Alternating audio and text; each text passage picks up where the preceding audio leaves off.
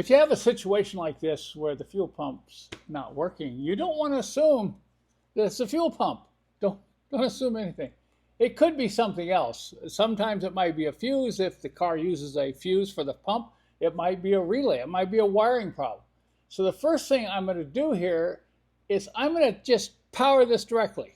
Now notice I've taken off the hot lead. On these, the brown is ground. So I've removed the hot lead.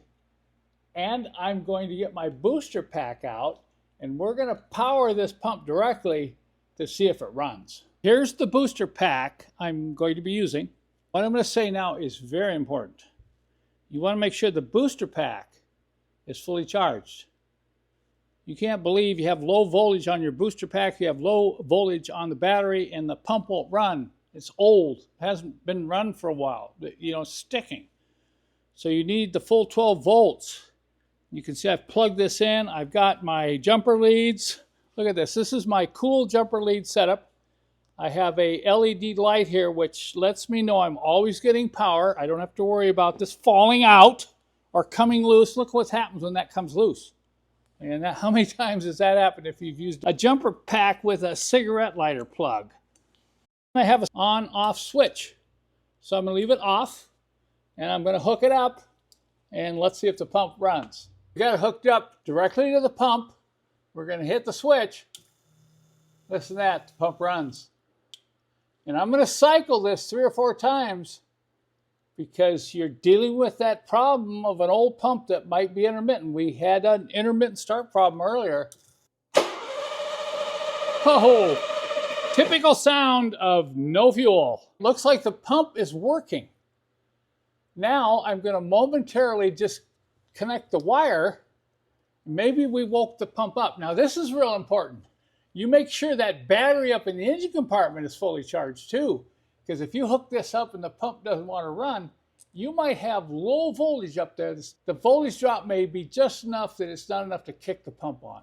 Okay, I've got a friend in the car. He's going to turn the key on. Not the start position, just turn it on. And let's see if the pump will run. It should run for about 1 second before it shuts off. I'm going to hold this tight. I don't need to put the nut back on. Okay, go ahead and try it. The pump is running. Try it again. Don't you just love this? When you have a pump that's intermittent and you try to troubleshoot it and it just keeps running. Okay, I'm going to check voltage here. Let's see what kind of a volt indication we get. Okay, turn the key on. Turn it off. Turn it on. Notice we just get a brief indication of voltage. Turn it off. Turn it on again. Okay, that's good. Don't you just love troubleshooting intermittent electrical problems? Maybe it died. Let's try it one more time. I'm going to hook it up. Okay, turn the key on. Pump's running. Turn the key off. Turn it on. Pump's running. Heaven help us all. I think we might have a clue here.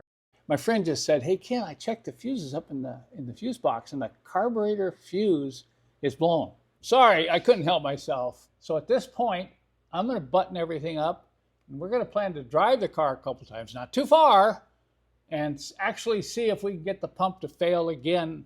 If it fails again, then we got to go through the whole test process again. That, my friends, is the joy of troubleshooting intermittent electrical problem. For me, anytime I get one of these old Mercedes, we're talking 25 to 50 years old, and you start working on it, one of the first things I do is go into the fuse box. This is a 1975 model, and we're going to look at these fuses.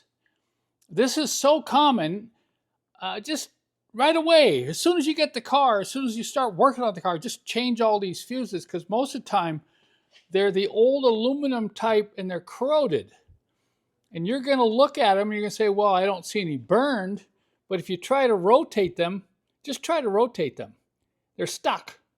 You know, I've got some electrical problems going on with this car and some weirdness. So I'm going to change all these fuses before I continue my work. Now I'm going to just pull one of them out, and I'll show you what I mean by this corrosion.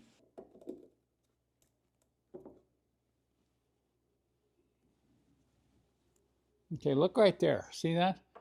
You got a mark. Maybe that one's been turned. Let's try another one here.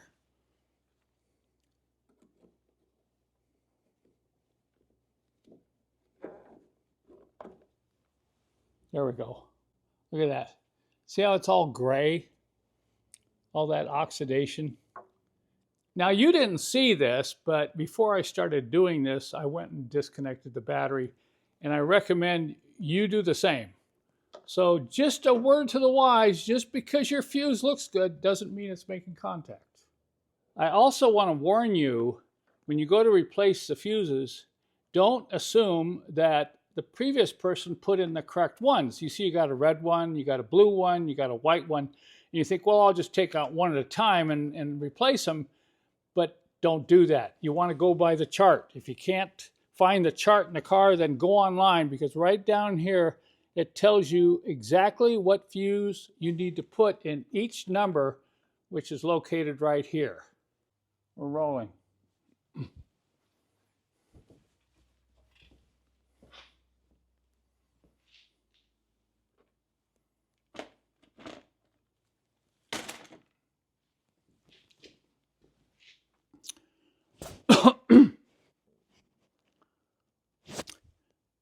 All the new fuses are in.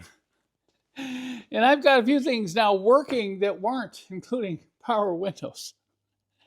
I can't believe how many times over the last 30 years I've gone into these old fuse boxes, pulled the old fuses, brushed out the contacts, installed new fuses with a dab of silicone dielectric grease, and suddenly the car's happy again. Now this car is already happier. I can't say it's going to fix that fuel pump issue, but at least I can rule this out. I've got some relays here, and one of these is a fuel pump relay. So we got to look at this a little more closely. But I want to share with you the kit that I do offer on my website. These are all the old fuses that came out. We offer this universal kit, which has enough fuses for any old Mercedes up to about 1995. Along with that, you'll get the special tool that we make here in my shop that you saw me using earlier.